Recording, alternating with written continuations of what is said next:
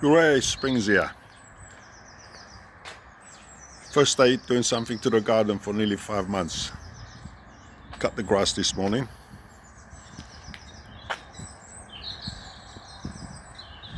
And tomorrow I should come and clean this pond. I haven't cleaned it nearly 5 months. It's got a lot of leaves in it. The birds love going in there and having a bath. So I should come and clean that tomorrow. But today I just cut the grass and cut the hedge at the front. And I can see some of the plants are coming to life. Now that's my lacquat, which had some flowers on it in November. But because of the frost, they didn't form into fruit. The frost killed it.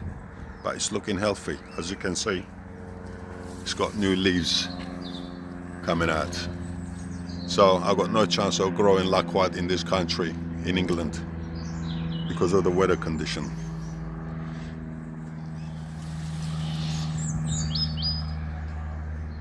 The grapes haven't come to life yet.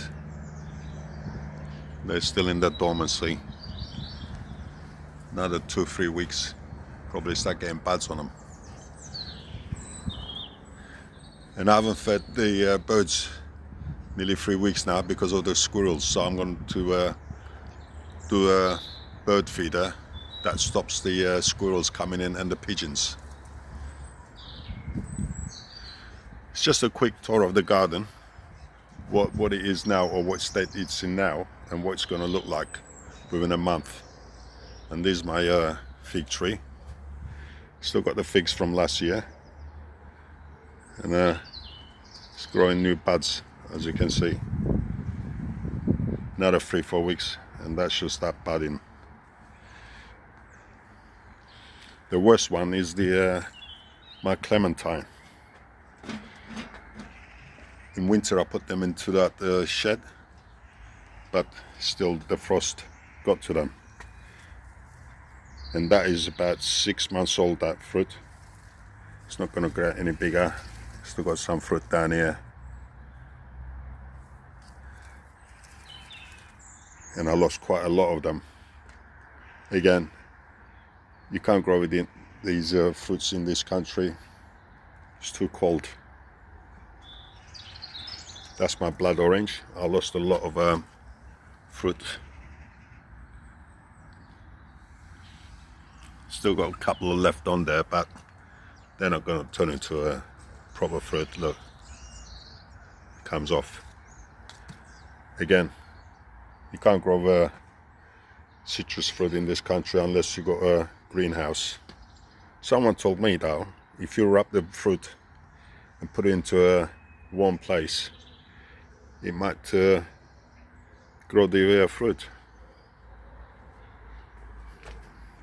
So it's waste of time growing oranges in this country unless you got a greenhouse and a heater inside the greenhouse.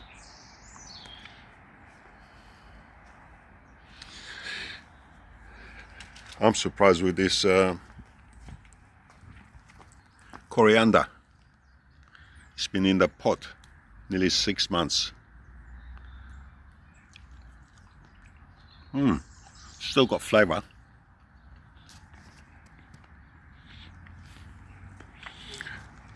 The flat satin peach is flowering, so I should come out here tomorrow or Thursday and spray it with a copper spray, because I use neem oil, other non-toxic sprays, and it's still had a peach leaf curl.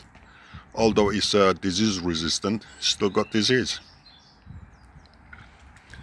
This Avalon peach, I overpruned it, and I think I've killed it. But it's got a horizontal branch growing here, and it's got a couple of little branches coming out, so it's still alive. Hopefully you might start shooting some leaves from the sides. I'm going to leave it there another year. If not, I'll take it out and put a different Avalon peach there. Artichoke,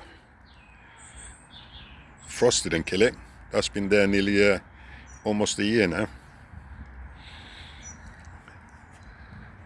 That's my apricot, and that's the other apricot over here. It's got buds coming through. I'm going to come out and spray it. And this is my Morello, black Morello cherry tree. I had loads of cherries on it last year, but there's squirrels and the blackbirds at the whole lot. That's a plum tree.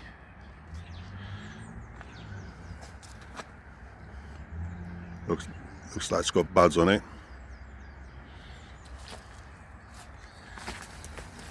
And this is my nectarine. It's got buds coming through. All these are semi-dwarf, but the fruits on them are same size as supermarket fruits.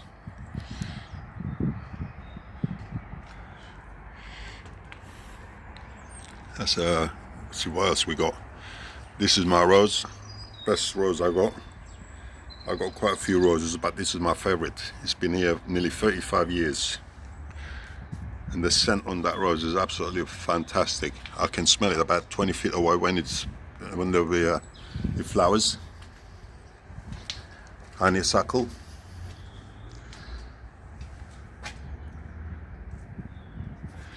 Again, some of these plants, you have to keep them under control, otherwise they grow. Sometimes it grows right up to the top.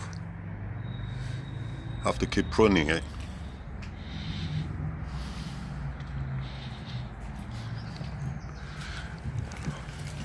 That's one of my jasmines, which I came this morning and I pruned it.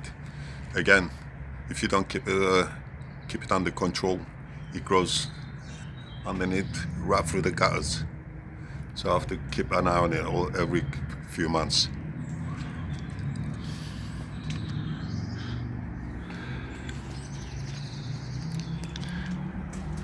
This morning came out, cut the grass. That's my wisteria, which I've trained it to go underneath the little roof. When it flowers, all the flowers fall down and it looks really nice.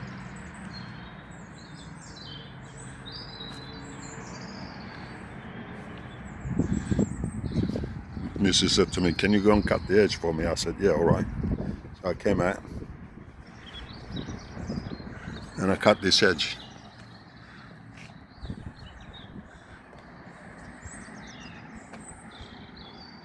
When I finished, I called her.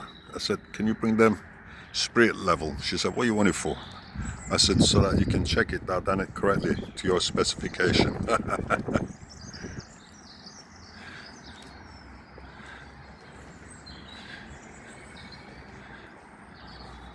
And this is my olive trees.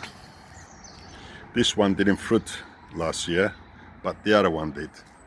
And here is my other jasmine, which I cut it about 4 months ago, and now it's really coming up. Put a trellis on there so I can train it to go at the top. Yeah, this olive tree didn't fruit, but this one did. I had about 50-60 olives on it. They turned black,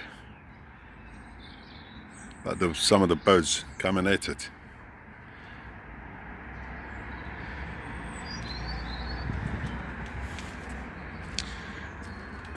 Now look at that, it's flowering.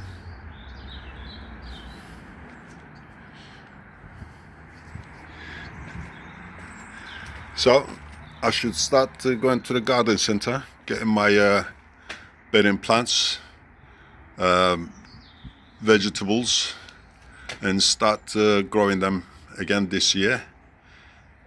So I should start putting videos up next couple of weeks, what I do to the garden, how I grow my vegetables to be double the size of the supermarkets, what method I use.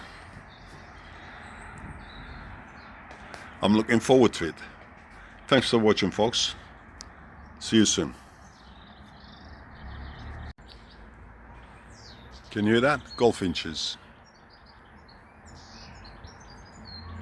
When I start putting the bird feeders out, they're going to start coming down, which they do every year. Can you hear it?